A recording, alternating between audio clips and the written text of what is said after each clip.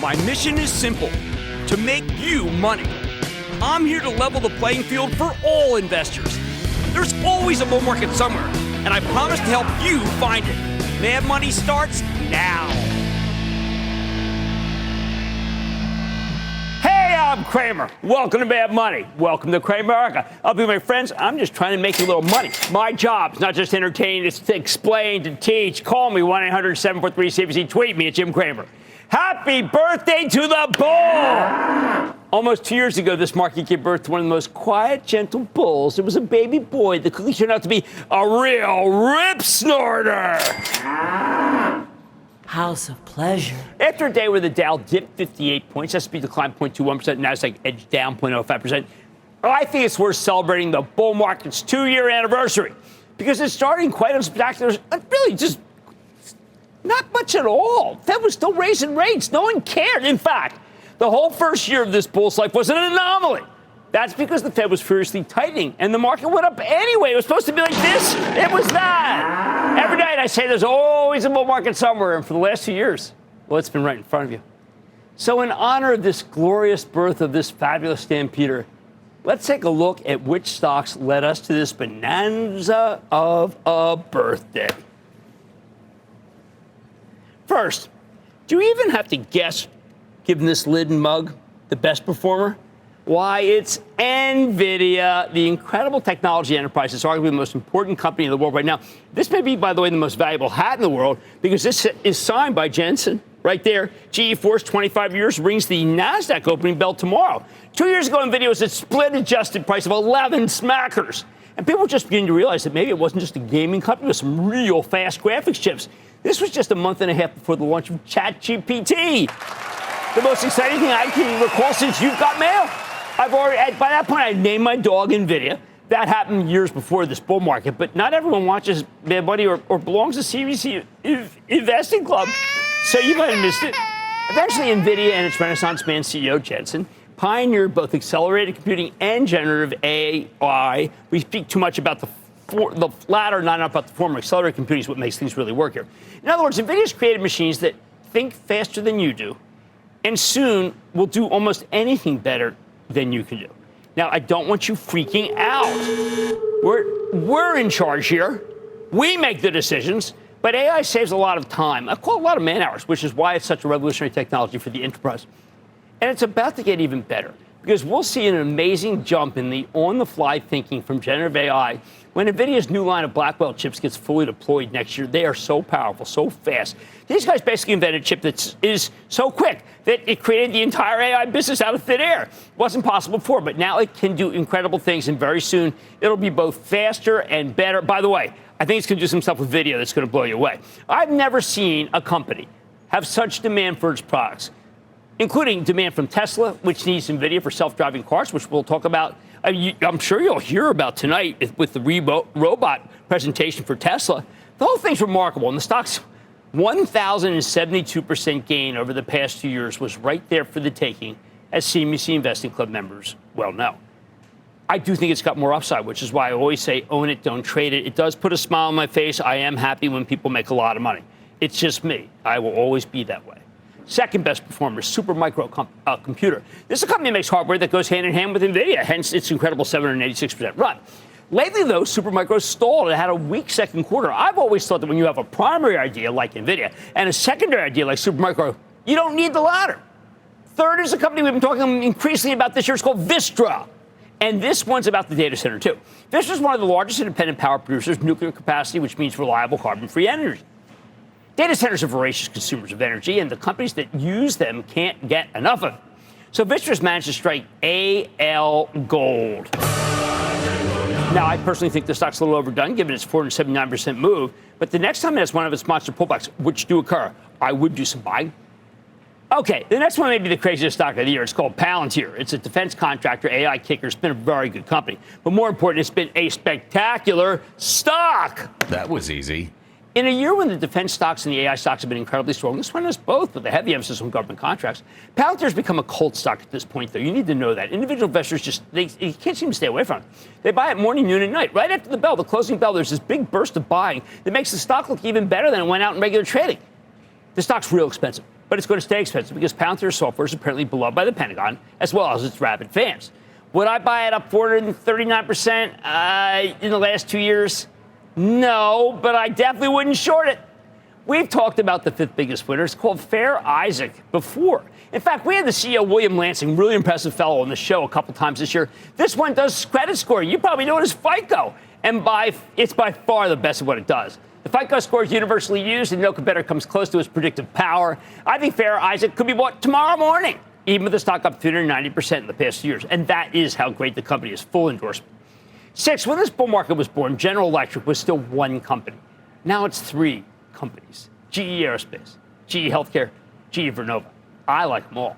With Boeing and Airbus having huge production problems, airplanes need to last longer. So GE's aerospace engine service business is on fire. GE Healthcare, which we own for the Travel Trust, is a laggard that makes MRI machines and other big-ticket medical devices. Now, it is just starting to get its sea legs after COVID knocked it back, Chinese orders slowed, and high financing costs has dragged it down. You need to borrow money. These things are so expensive in order to buy these.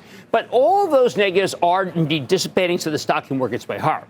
GE Vernova was supposed to be the laggard because it represented GE's long-suffering power business. But with power generation suddenly in incredible demand, thanks to, yes, the data center, Vernova's natural gas turbines are flying off the proverbial shelves. Wind's not bad either as long as it's onshore. And one day nuclear plants will be built in great number. They know how to build small form factor nukes. That's all Vernova. 7th, Meta Platforms. How can you have a bull birthday party without inviting Meta, without inviting Mark Zuckerberg? I would never think of it. His last conference call told you a tale that made it sound like all ad campaigns will soon start on Instagram and Reels. Am I going to doubt this fella?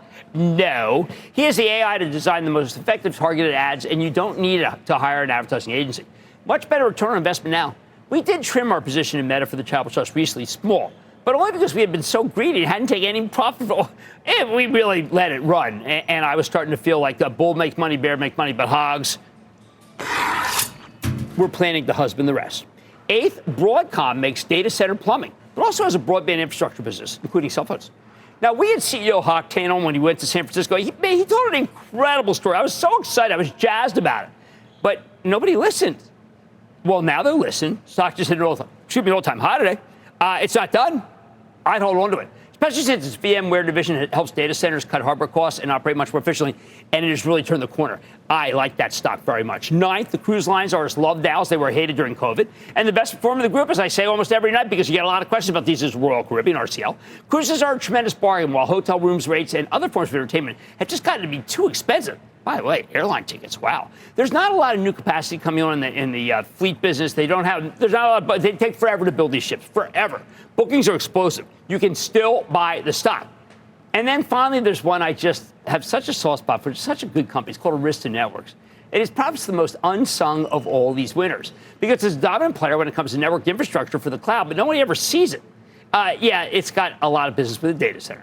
I know this is tiresome, but it works. Arista hit an all-time high today. I think it's got more room to run because this is the dominant player in all sorts of switches, adapters, and networking services that people don't really care about, but are making you a lot of money. So, oh yeah, this is signed too. You think I'm going to get away with just a hat? So, happy birthday, dear bull. The themes that have brought you here are still very much alive, but the bottom line, if you're going to buy these stocks, I go first with NVIDIA, then with Broadcom, and finally Fair Isaac. If only because we need something that's not connected to the data center, even as we know it will remain a strong story for the ages. Let's take some calls.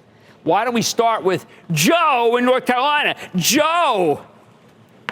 Hey, Jim. Hey, listen, I just want to give a special shout-out of thanks to all the volunteers, organizations, small and large, who are helping out in Western North Carolina and throughout the Southeast. You're right, we need them. I don't want to favor any particular charity. I gave to Red Cross because I just like them so much, but everyone should reach in your pockets. This is the right time to do it. These people need help. How can I help you? All right, Jim. Hey, I purchased IBM many years ago for their dividend, but after it purchased Red Hat, they significantly energized their growth. My specific question is, with the quantum data centers in the U.S. and Germany and their AI order book growing, should this continue to be a long-term hold after rising 62% and achieving a new high yesterday? Okay, it yields about 3. Say I wanted to buy 100 shares of IBM over the course of the next year. I would buy 25, and then let it come back down because it's had pretty much of a parabolic move. But I would be a buyer of this stock. I think that Arvin Christian's doing a remarkable job, really fabulous job, and got to hand it to him. Let's go to Sharon in Minnesota. Sharon. Hey, Jim, how are you today? I am good, Sharon. Beautiful day in New York. Happy to be around. What's happening? Yeah, it's beautiful here, too, in Minnesota. So my question is, it seems like it's unclear which way the rates are going to go. What do you think about a firm in terms of whether it's a buy here? Sure. I got to tell you, this is a great question because a lot of people feel it's related to rates. I think it's related to honest ability to be able to judge people's credit, give them credit, and then watch and see how well they do. Buy now, pay later, Max Legend. I have Max on. I truly enjoy Max. I get along with him. I have to admit, I've done some charitable stuff. It is in his orientation. And all I can tell you is that I think he's good to go. I like the stock very much. Let's go to Patrick in Tennessee, please. Patrick. Hey, booyah, Mr. Jim. I was a long-time listener, and I'm a first-time caller. Fair enough. How can I help you?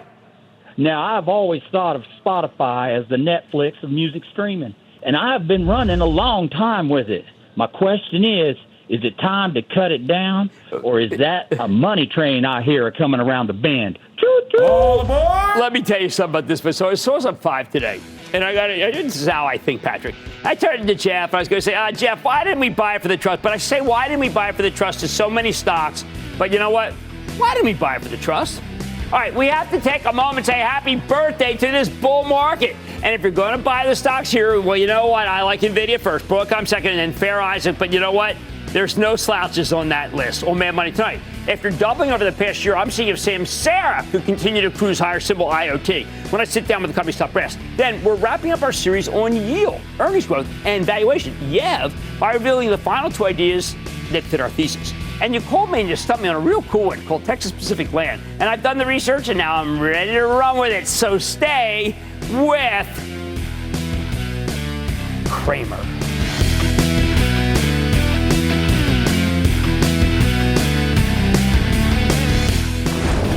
Don't miss a second of Mad Money. Follow @Jim Cramer on X. Have a question? Tweet Cramer. #MadMentions. Send Jim an email to madmoney@cnbc.com or give us a call at 1-800-743-CNBC. Miss something? Head to madmoney.cnbc.com.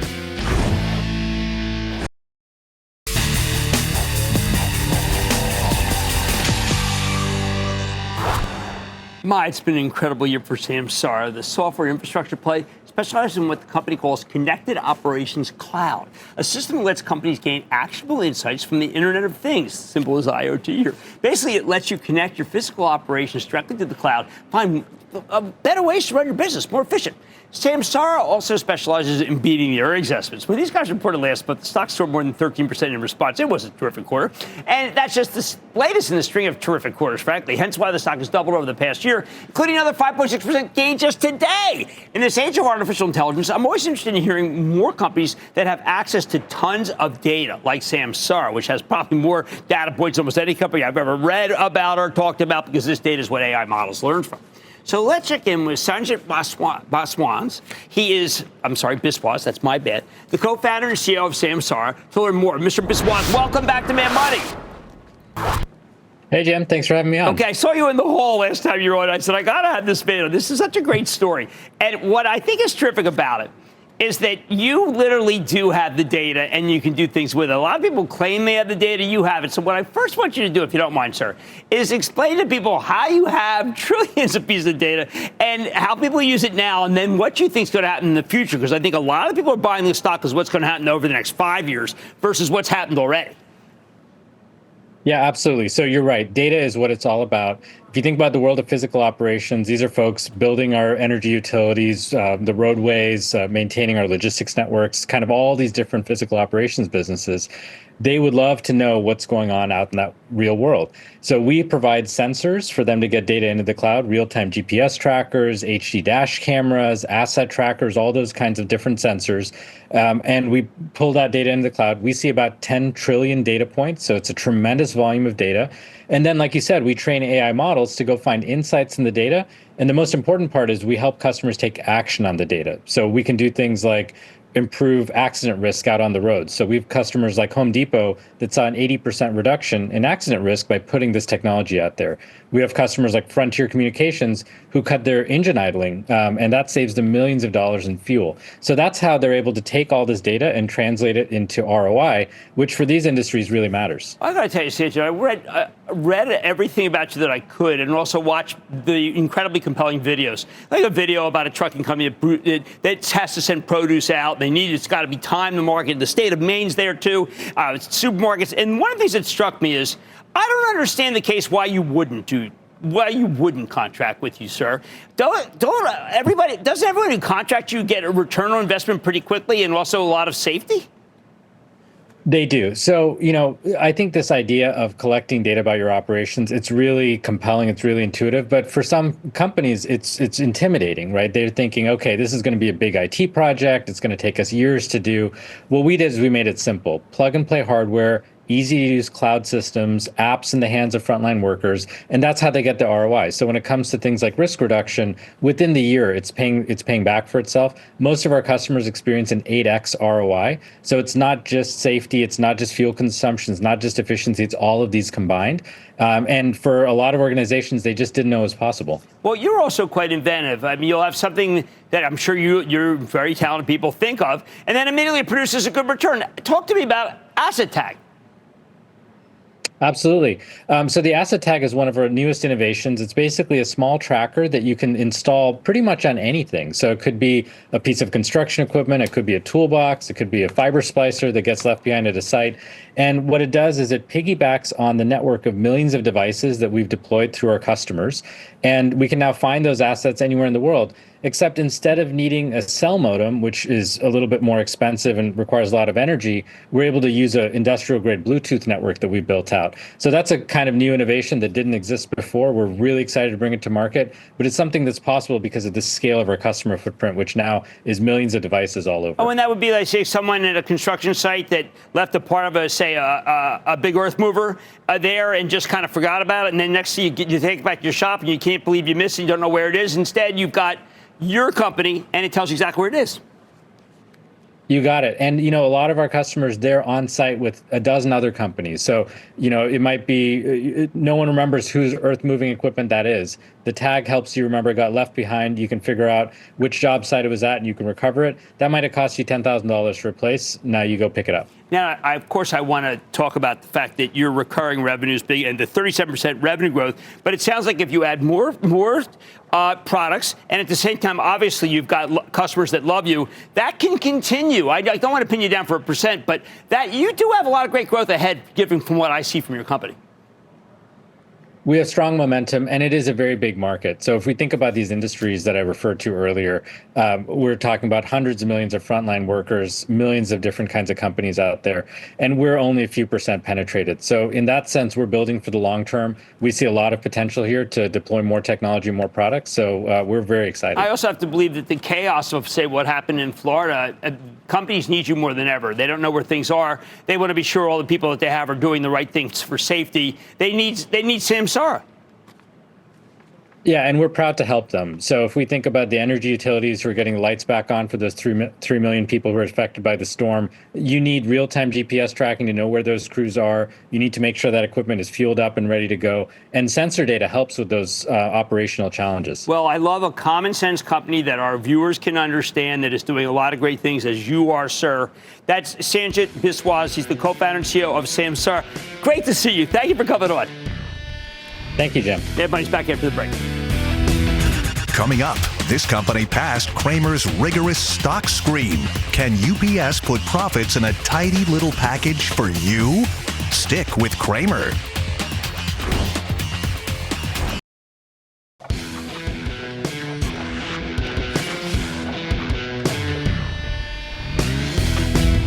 All week I've been talking YEV, yield, earnings growth, and value, YEV. In a market with huge year-to-date gains, you got to get a little more selective about what you buy, which is why I created this 3-part test, also known as tripartite test, you went to law school.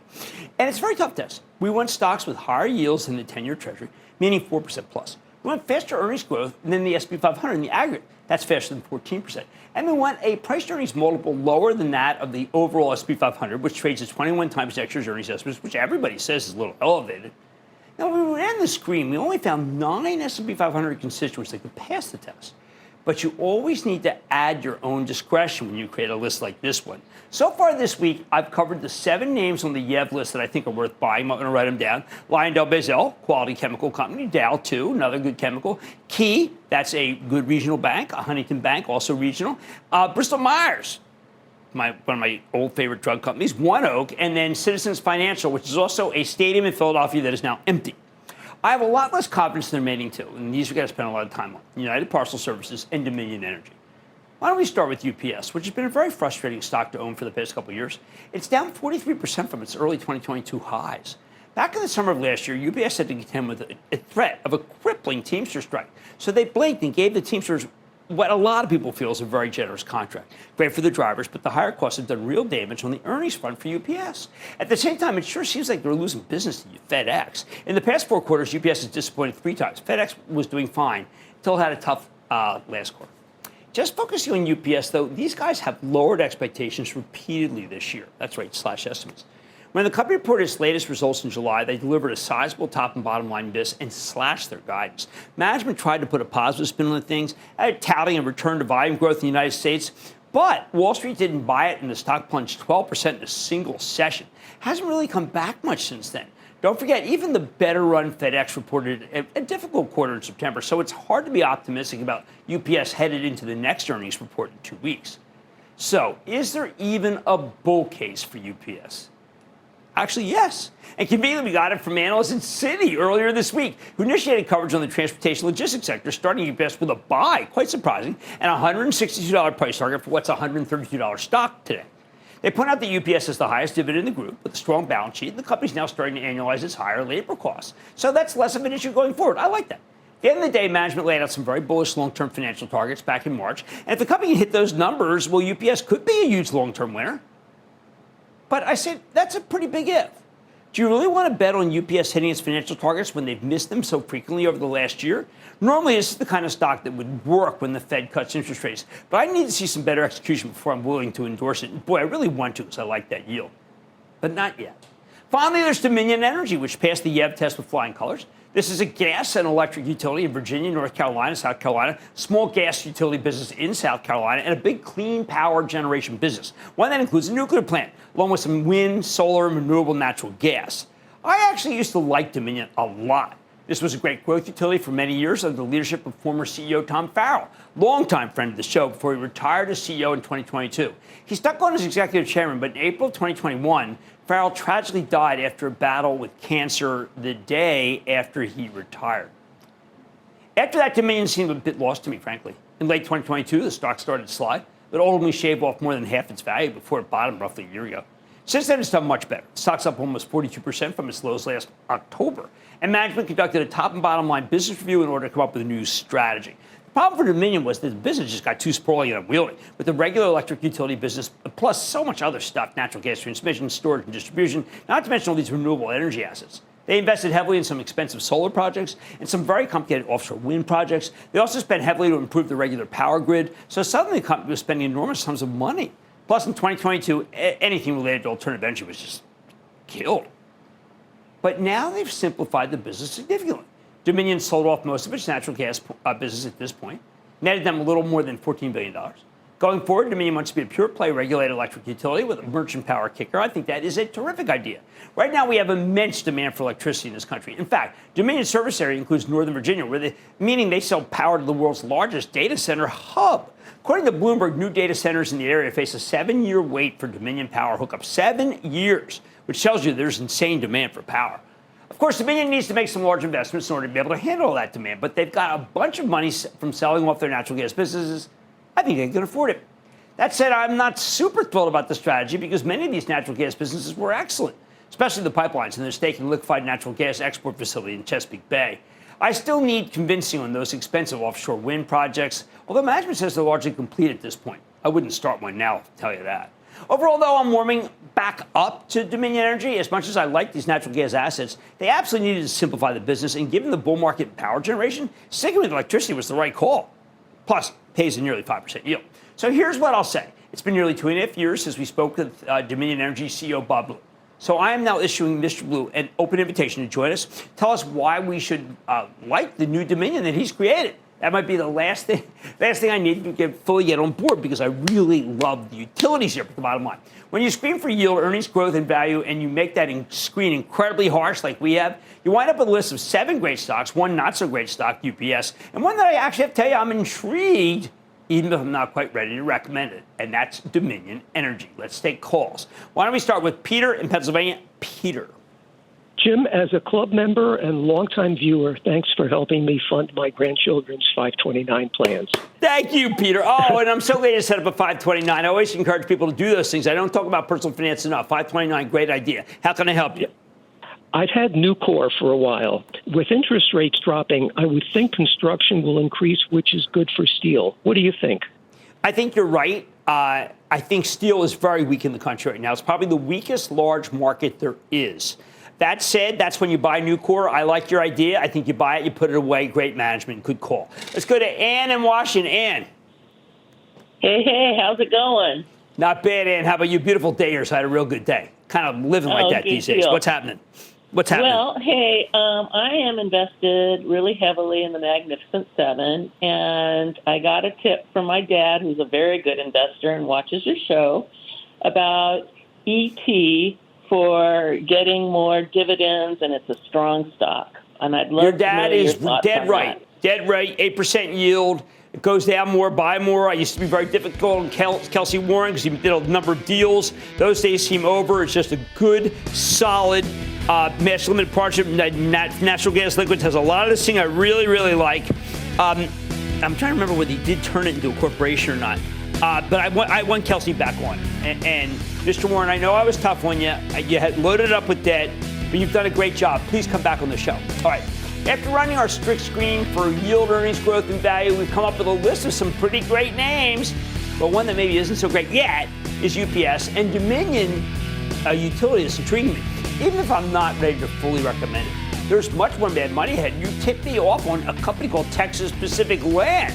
I did some work on the story, and I am ready to reveal my thoughts on the stock. And it drives me nuts how people get so obsessed with every single macro number, including myself sometimes. I'm sharing how you should interpret the headlines when you're managing your money. And, of course, all your calls rapid fire in tonight's edition of the Lightning Round, so stay with Cramer.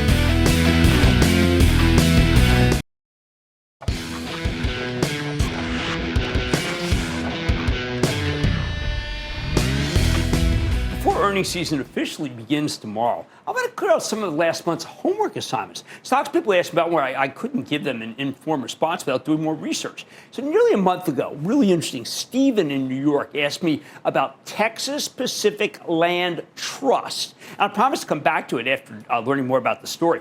Now, this one is interesting. Texas Pacific Land Corp is the corporate successor to Texas Pacific Land Trust, which was formed way back in 1888 when a planned transcontinental railroad went bankrupt. The Texas Pacific Railway was never completed, but they had a really great bunch of contracts with Texas, California, Arizona, and New Mexico. They granted them sections of land for every mile of rail built. Even though the company went under, they laid 972 miles of track, which translated into 3.5 million acres of land in Texas.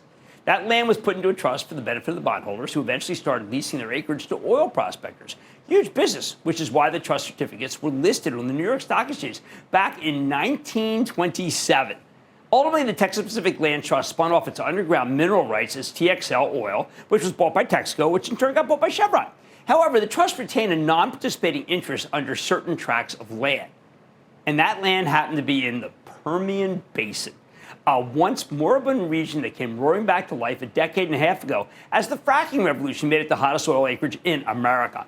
Texas Pacific stock took off about 10 years ago, and it has not looked back since. They even converted the business from the old trust model to a regular C Corp a few years ago. It's a regular corporation, like most of them we talk about. The modern TPL Corp is one of the largest landowners in the state of Texas. It's got 873,000 acres. It's mostly in the Permian. They're basically collecting rent from oil producers and pipeline operators and anything related to the industry of the region.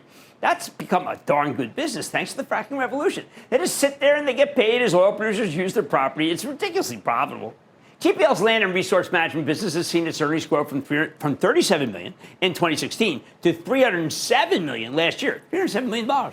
The water services business, where they supply these hydraulic fracturing operations with water, barely existed in 2016. Last year, it did $99 million in earnings.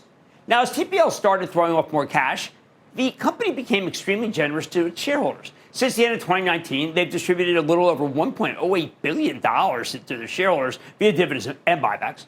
But they'll also deploy capital when they see a good opportunity. They invested a few $100 million over the past few years to set up that water business, and it has been a home run. They also occasionally buy more land in the Permian. A couple months ago, with cash spilling out of TPL's corporate coffers, the company announced a new target cash and equivalence balance of $700 million. When TPL's cash balance gets above that level, they'll seek to deploy the majority of their free cash flow towards buybacks and dividends. In the same announcement, TPL told us the board of directors had approved a $10 per share special dividend. All right, not that significant because this is indeed a $1,000 stock. But it's still nice to see. And by the way, when you see that, just buy one share, buy 10 shares. I could have bought one share of Berkshire Hathaway for $225 when I started this business. Think about that. Now, what makes Texas Pacific Land Corp a little tricky is the fact that no analysts currently cover this company. There was one analyst that previously covered, Stifel's Derek Whitfield, but he suspended coverage earlier this year. The result is that we don't have any earnings estimates. But I can tell you that through the first 6 months of 2024, TPL delivered 12.9% revenue growth, 19.5% operating income, and 22.8% earnings per share growth. I do find it a bit tough to value Texas Pacific Land. I mean, for quick reference, the company earned $52.77 per share last year. If we assume it keeps growing EPS at a 22.8% clip like it did in the first half, then we get a rough 2024 earnings estimate of just under $65. That means the stock trades at just 15.4 times our back-of-the-envelope earnings estimate for 2024. Even if you want to be extra conservative, TPL is selling for 19 times last year's numbers. But is that a good price? Sure seems like it to me. For reference, ExxonMobil and Chevron trade at 15.4 and 14 times this year's earnings estimates. So TPL's right in that same neighborhood, even though I argue TPL is a much better business model than the big integrated oils. I mean, at the very least, it's got much higher margins. The oils need to invest heavily in finding oil and drilling for it and then pumping it out. TPL's basically just a landowner / water utility in one of the most oil-rich regions in the planet. They could literally do nothing, and they'd still make a killing. Practically, the only thing that's really stopping me from recommending Texas Pacific Land Corp, if not retiring from this job and putting all my money into TPL shares, is the fact that we'd be chasing the stock. It's up almost 94% year to date. Wow. People just discovered this thing and piled into it. Even just since Stephen in New York called about this one on September 13th, the darn stock's gained 24%. Sorry about that, Stephen. So yeah, this thing is hot, hot, hot. And that does make me a tad nervous. As you know, I don't like parabolic moves. Then again, why shouldn't TPL be on fire? The price of oil's made a big comeback in the last 2 weeks, and that makes this incredible business even more lucrative. Which brings me to the bottom line here. Texas Pacific Land Corp is a terrific company with a stock that's gotten too hot for me to handle. I just love to say you should wait for a pullback, but you might have to wait for a very long time. If it were me then, I might put a very small position here in case. Remember, I could make 1 share, 2 shares in case it doesn't come in. Then pray for a pullback. Maybe buy a total of 5 shares. So let me buy more at a lower price, perhaps as part of the next market-wide sell-off. And to Stephen in New York and to many of our fabulous viewers, thanks for putting me into new companies, new ideas. Texas Pacific Land Corp, so glad you put it on my radar. It's a good one. Mad Money's back into it.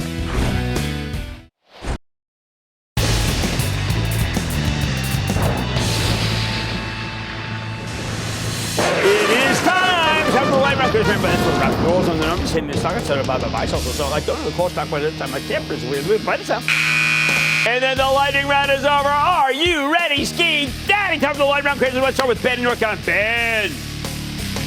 Booyah, Jimmy Chill. How we doing? Yo, doing well. How about you, partner? Doing great. Good. I've got a question about ticker symbol ODFL. PE ratio about 33. Trading in the lower 190s. Buy, sell, or hold? I think Old Dominion is going to have a good year. Transports are well underperforming the S&P 500, but I do prefer the stock of Union Pacific. How about we go to Jeremy, North Carolina? Jeremy. Is this the man of chill himself? It is the chill man. Thank you for saying that. My kids call me chill because they know that's exactly what I am and always have been ever since they were little, and that's what I say. All right, let's get to it, okay? Absolutely. Hey, Jim. Yeah. I know we don't care where it stops. Then we care where it's going. Still in a house of pain, down about 19% on this one since I purchased it a couple quarters ago. Micron, MU. Oh, look, Micron had an amazing quarter, but believe it or not, even though it was up about 19 points that first day when they reported that quarter, 90%. I still think it's a buy. Sanjay Mehrotra is just fabulous. I love Sanjay. Wish you come on the show soon. I miss him. Let's go to Daniel in New York. Daniel. Hey, Jim. How's your life going? Well, I don't know. How's yours? It's okay. No, my life is good. I had a you. great call with my wife today. She's not mad at me. That's a good day. Happy to hear. Yeah, Jim, absolutely. This company is a REIT. It's mainly in the business of leasing cell phone towers. Been trading poorly, I think, because of higher interest rates. American Tower, AMT. I wish it were just interest rates. Frankly, I read a piece last night about how there is slowing tower, let's say, conversion. There are fewer towers being put up, and fewer telephone companies giving them orders. So I'm going to say it's more than that. That's why I'm going to say and I've liked this stock. I don't want you to touch American Tower. I don't want you. North Crown Castle. Let's go to Hassan in Georgia. Hassan. Hey, Mr. Cramer, what are your thoughts on Howmet Aerospace? Howmet is one of the greatest stocks of our time. I was thinking the other day, but Alcoa and Howmet, they're under one same roof at one point. Wow, what an incredible turn. And we don't even call Howmet's so great, we don't call it Howmet. We call it How I Met My Mother. And I think that company is terrific. One of the great performers of the S&P this year, and it's going higher, I believe. Isabel in California. Isabel. Hey, Jim, booyah. I remember watching you as a little kid with my mom being scared of how excited you got. But now as a member of the investing club, I'm going to share that excitement with you. Thank you. Our question is about MOD manufacturing. It seems like it just keeps going up and up. What do you think long term? Well, because I've got to tell you, it is in this. It's like Carrier. It's like Train. It's like Vertiv. It's like all these, like Dover that we own for the trust. It's just one of these great metal bending companies. They make heat exchangers. They make original equipment application stuff that's really boring, and we make that stuff's great. And this is a fantastic American company that would buy the stock. Let's go to Amy in Maryland. Amy. Hi, thank you for taking my call. Sure. Three-time caller and a club member. Oh, thank you. I bought Adma Biologic at $3, and it was $20 the other day, and all of a sudden today, it's down to $16. Should I sell it or keep it? And Okay, here's what you do, and you got to listen to me really closely. This is a very speculative stock. What you want to do is you want to take out the money that you put in. That's called the house's money. You take that out. You can let the rest run if you want to. I would probably split it in half because the company doesn't have any earnings. I don't like these speculative stocks that I don't want to give back that profit. But at least if you take the cost basis out, you can't lose money. Let's go to Rich in Virginia. Rich. Booyah, Jim. Oh, man, what's up? First time caller, relatively new investment club member, and I'm already making money. Thank you, buddy. Thank you. Yeah, thanks for the tremendous insights, the really entertaining show, and my condolences on our Phillies losing last night. It was rough. It was a rough night. Jeff Marks and I. Yes, it was a very rough night. My question is about a stock that I do not own and wanted to know if you consider it a buy. It's HOOD Robinhood. Okay, I don't like the makeup of it. They do a lot of options business and a lot of crypto. But that said, they've captured the imagination of a lot of younger people, and a lot of the older people have not been able to do it. So my hat is off to them, and I say buy the stock. Let's go to Evans in Hawaii. Evans. Aloha, Mr. Cramer, from the big island of Hawaii. Oh, mahalo, my friend. How can I help? You've been the big kahuna in my financial life ever since my dad put me on your show 10 years ago. So thank you for that. Thank you. Thank you for watching. Well, many of us wait for a possible eruption here. What we really want is an eruption in CBS. Do you see that happening with recent trimmers and activist investors and potential breakup?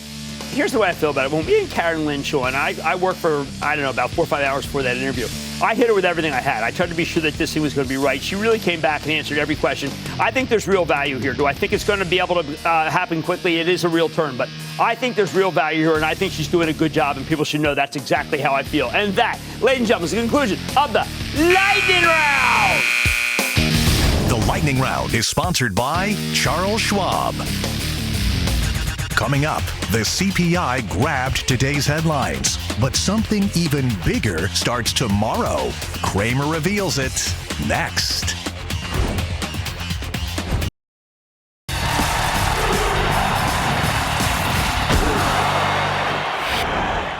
If you're trying to manage your own money, you have to stop obsessing about numbers like today's Consumer Price Index reading.